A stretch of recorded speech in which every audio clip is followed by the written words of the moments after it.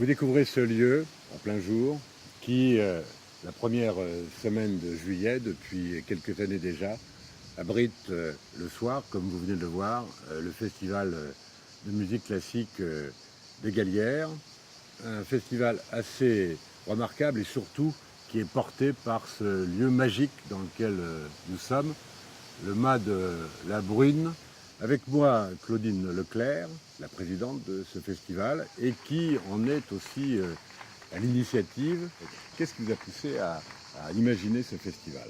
Alors, je suis revenue vivre à Égalière. Je suis née à Égalière, mais j'étais partie, je suis revenue. Et quand je suis arrivée ici, étant très mélomane, mais pas musicienne, j'ai eu envie d'organiser des concerts. Et quand j'ai eu l'assurance de pouvoir organiser des concerts dans ce lieu magique que nous prêtent Alain et Marie de la Roussière, alors là, l'idée de concert s'est très vite transformée en festival, l'idée d'un festival. Et j'ai eu l'occasion de rencontrer un éminent maître luthier qui a sa résidence secondaire dans les Alpes, qui n'est autre qu'Étienne Vatelot.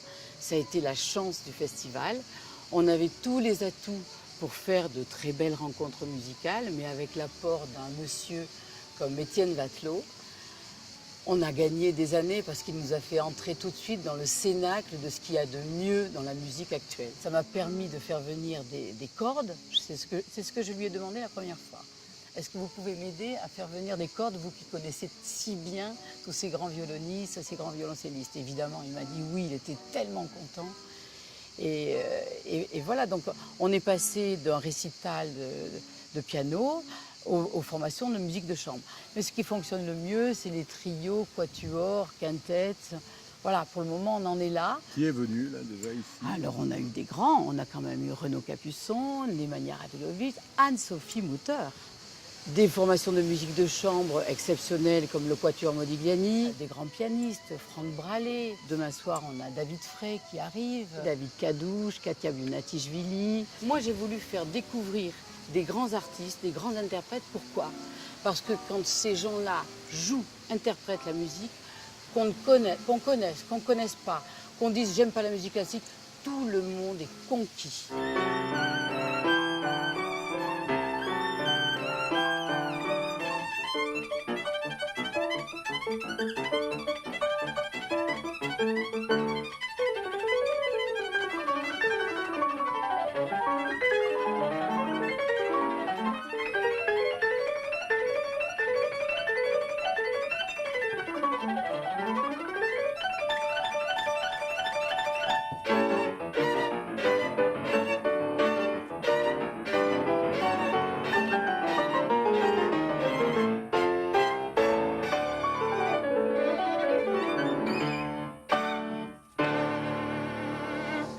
Alors ce mât de la Brune, Claudine Leclerc, c'est pas seulement un décor, c'est pas seulement un lieu d'accueil, c'est quelque chose qui joue dans le festival dans une espèce d'osmose avec la musique proprement dite. Les deux sont totalement mariés. Alors le lieu est très important. D'abord, il fait partie du patrimoine du village. On se l'est réapproprié grâce à l'accueil des propriétaires.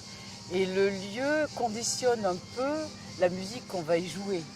Donc on a choisi la musique de chambre parce que le lieu est plus intimiste. On a envie d'être en harmonie avec ce lieu.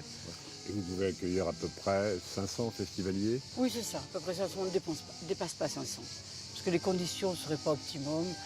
Et puis ça garde quand même un côté un peu concert privé. Vous voyez, c'est ce qu'on a envie de faire, quoi.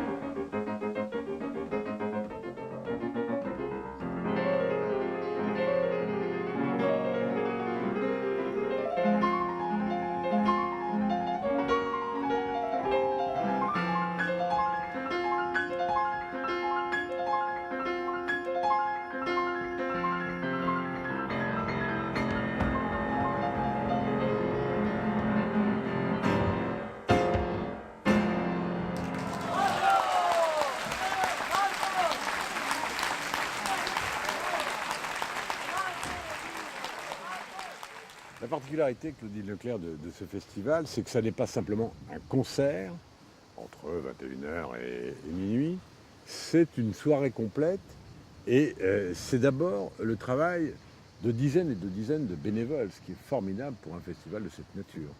Et pour un petit village comme Égalières.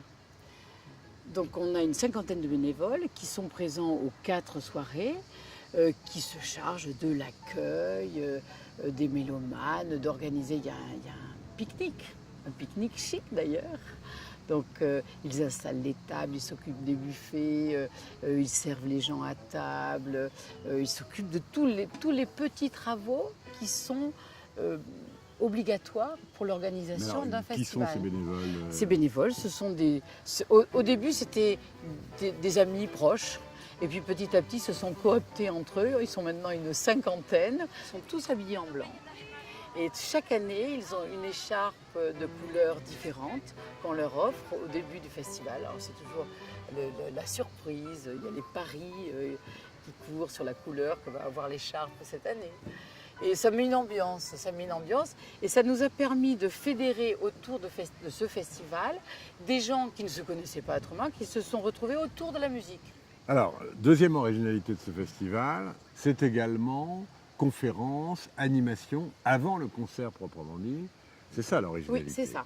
La conférence, c'est quoi? Alors la conférence, il y a plusieurs types de conférences. Ça peut être une conférence, une causerie, une interview, un débat avec les interprètes. Alors moi, j'essaye d'inviter les plus grands musicologues ou journalistes dans des grandes radios, France Musique, Radio Classique. Et les musiciens se prêtent facilement à ce jeu. Ils ne viennent pas uniquement pour le concert en arrivant 3/4 d'heure avant pour répéter simplement, ou 1 heure avant pour répéter. Ils adorent ça. Au début, je n'osais pas les déranger avant. Et puis tous m'ont dit, mais si, ça nous plaît, il y a ce contact avec le public. Ils parlent, ils sont naturels, ils ne sont pas encore en habit de lumière, ils sont en jean et en tennis.